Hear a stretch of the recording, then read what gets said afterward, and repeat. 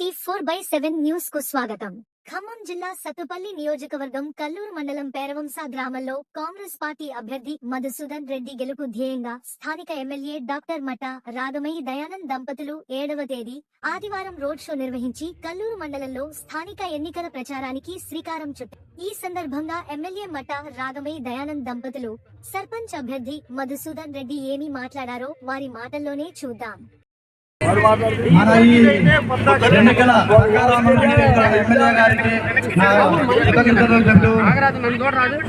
ముఖ్యంగా మన పేరువంత గ్రామ ప్రజలకు తెలియజేయడం ఏమనగా, మన పేరువంత కాంగ్రెస్ గవర్నమెంట్ వచ్చిన తర్వాత మన పేరువంతకి 60 లక్షల రూపాయల సీసీ రోడ్డు మన ఎమ్మెల్యే రాఘమయ్య గారి దయ వల్ల వచ్చినాయి.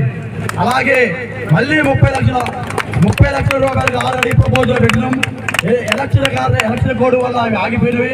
మన ఎలక్షన్ అయిన వెంటనే ఆ 30 లక్షల రోడ్డు కూడా మన రోడ్డు పోయించి ప్రతి గొంతును సీసీ రోడ్డుగా మార్చగలుగుతామని మీ అందరి ముందు మేము ప్రమాణం చేస్తున్నాం. మన ఎమ్మెల్యే గారి దయ వల్ల మన పేరువంత రైతులు అందరి దీర్ఘకాలిక కోరిక పేరువంత కుప్పినగుంట్ల రోడ్డు. ఈ రోడ్డు మన నియోజకవర్గంలో ఏ గ్రామంలోనైనా ఇంతవరకు ఇవ్వలేదు. ఒక మన ఎమ్మెల్యే గారు కృషి వల్ల శ్రీనివాసరెడ్డి గారితో మాట్లాడి ఇవ్వడం వల్ల 7 కోట్ల రోడ్డు పేరువంత కుప్పినగుంట్ల శాంక్షన్ అయిందంటే మన ఎమ్మెల్యే గారు మనకి ఏ విధంగా ఇచ్చేస్తున్నారో మీరే ఆలోచించాలి.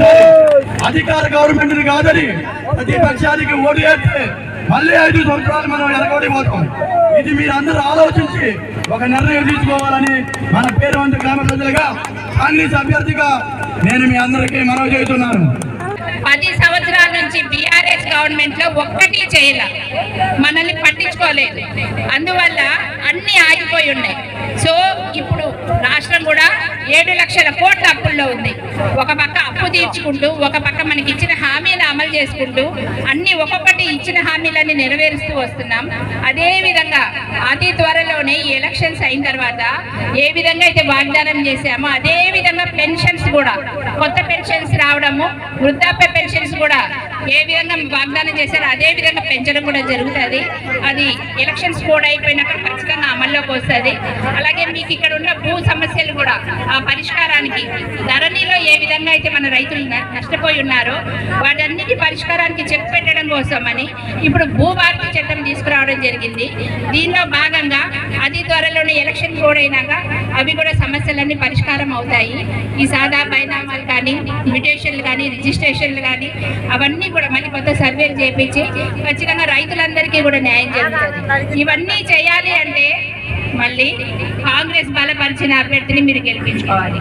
ఎవరైతే నిత్యం ఉంటున్నారు, మనకి ఎవరైతే కష్టపడి పనిచేస్తున్నారు, ఎవరైతే నాయకుల దగ్గరికి వెళ్ళి, ఎమ్మెల్యే దగ్గర కానీ, మినిస్టర్ దగ్గర కానీ వెళ్ళి ఊరి సమస్యలు చెప్పి కొట్లాడి అవి సాధించుకుంటారో అలాంటి వ్యక్తికే మీరు పట్టం కట్టాలి.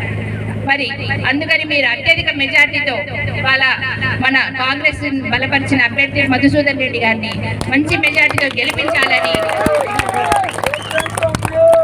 ఏ విధంగా అయితే నన్ను గెలిపించారో, ఎమ్మెల్యే చేశారో అదే విధంగా చేస్తారని ఆశిస్తూ మరి ఒక్కసారి మీ అందరికీ పేరు పేరున ధన్యవాదాలు తెలియజేసుకుంటూ జై కాంగ్రెస్, జై కాంగ్రెస్.